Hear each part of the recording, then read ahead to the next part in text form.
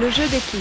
C'est un jeu fantastique et on peut non seulement le pratiquer individuellement, mais aussi en équipe. Avant d'aborder les rudiments du jeu des quilles, jetons tout d'abord un coup d'œil aux alentours.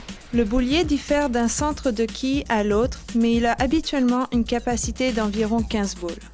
Voici l'approche. Et voici la piste. Sur chacune des pistes, nous retrouvons des points de repère incrustés dans la piste. Nous en reparlerons plus tard.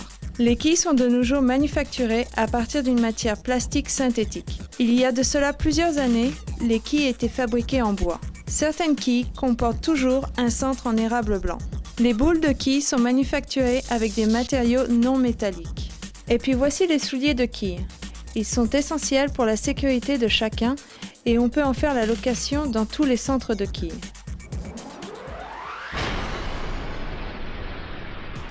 Débutons avec la bonne méthode pour saisir la boule. Faites face aux quilles afin de voir les boules qui reviennent de la fosse. Attendez que les boules s'immobilisent. Les jeunes quilleurs devraient utiliser 2 mains, une de chaque côté de la boule en la soulevant directement vers le haut. Attention à vos doigts. Si vous les placez entre les boules, vous pourriez vous blesser. Les quilleurs plus âgés peuvent utiliser 1 ou 2 mains, mais encore une fois, attention à vos doigts. Jouons aux quilles. Le lancer à 2 mains est recommandé pour les jeunes quilleurs.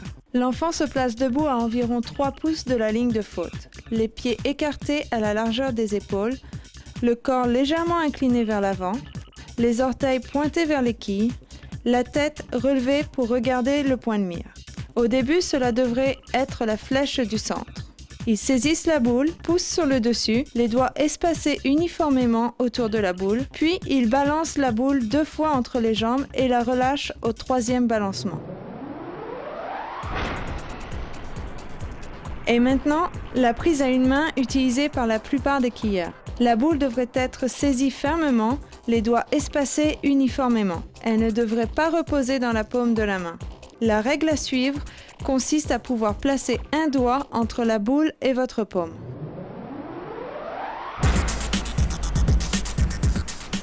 Le point de départ. Pour trouver votre point de départ, tenez-vous debout sur l'approche, dos aux quilles, les talons à environ 6 pouces de la ligne de faute. Sans se servir d'une boule, simulez votre approche. Maintenant, retournez-vous pour faire face aux quilles. Il s'agit de votre point de départ. Plusieurs entraîneurs préfèrent que ceci soit effectué sans se servir d'une boule. Exercez-vous en simulant quelques fois votre approche pour vous assurer de ne pas dépasser la ligne de faute.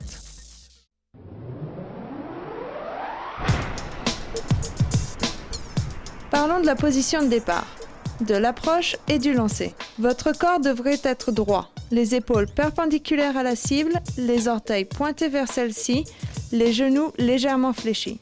Tenez la boule devant vous, à la hauteur de la poitrine et servez-vous de votre autre main pour la supporter. Si vous débutez avec le pied gauche, la majorité de votre poids devrait être sur votre pied droit. Les mains et le pied gauche amorcent le mouvement simultanément. Poussez la boule légèrement vers le haut et l'éloignez du corps pendant que vous faites votre premier pas avec le pied gauche. Votre corps devrait être incliné légèrement vers l'avant. Alors que vous complétez votre premier pas, la main gauche quitte la boule et le bras gauche s'étend pour maintenir votre équilibre. Le bras droit s'étire vers l'avant en pleine expansion de la poussée. Le bras droit qui tient la boule amorce l'élan arrière. Regardons de plus près l'ensemble des étapes de la poussée et de l'élan arrière. À la fin de la poussée, votre bras droit devrait être bien droit et en extension complète. Alors que vous amorcez votre deuxième pas, la main devrait descendre en suivant un arc naturel, permettant ainsi au poids de la boule de définir la hauteur de l'élan arrière. Gardez votre bras près du corps. Puis, ensuite, effectuez un glissement, ce qui complète la dernière étape de l'approche. La longueur du glissement est déterminée par la longueur et la vitesse de l'approche. Et enfin, il y a le lancer. En même temps que le glissement, le pied gauche devant, le bras droit balance vers l'avant, près du corps, en suivant le même trajet qu'il vient de compléter lors de l'élan arrière. La boule est relâchée lorsque vous atteignez la ligne de faute. N'oubliez pas le suivi. Après avoir lancé la boule, continuez le mouvement de votre bras vers la cible.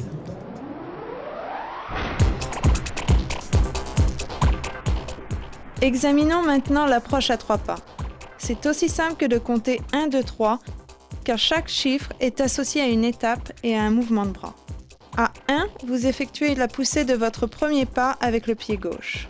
À 2, vous effectuez l'élan arrière en exécutant le deuxième pas avec le pied droit. À 3, votre bras balance vers l'avant pour effectuer le lancer tout en glissant avec le pied gauche.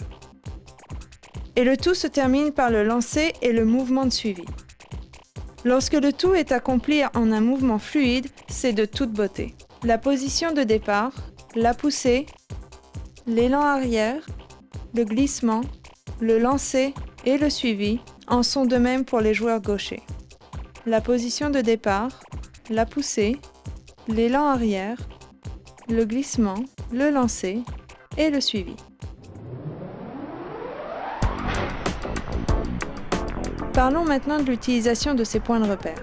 Croyez-moi, votre performance en trouvera améliorée dès que vous utiliserez cette méthode. Nous enseignons l'utilisation des points de repère aux jeunes quilleurs et aux quilleurs débutants parce que c'est plus facile de viser un point de mire situé à 15 pieds de vous que ce ne l'est de viser un point situé à 60 pieds. Des points de repère sont incrustés ou estampés sur chacune des pistes. Ils servent de points de mire lorsque vous lancez la boule. Le nombre de points de repère varie, mais habituellement on en retrouve entre 5 et 7 sur l'approche et jusqu'à 10 de plus à quelques pieds au-delà de la ligne de faute. Les quilleurs utilisent les points de repère situés sur l'approche pour se positionner et ceux situés sur la piste comme point de mire leur permettant de viser les quilles plus précisément. Le concept est facile à saisir et la pratique permet aux joueurs de s'améliorer. Tous s'amusent au jeu des quilles et vous aurez du plaisir à l'enseigner et à y entraîner les joueurs. Bonne chance et amusez-vous bien.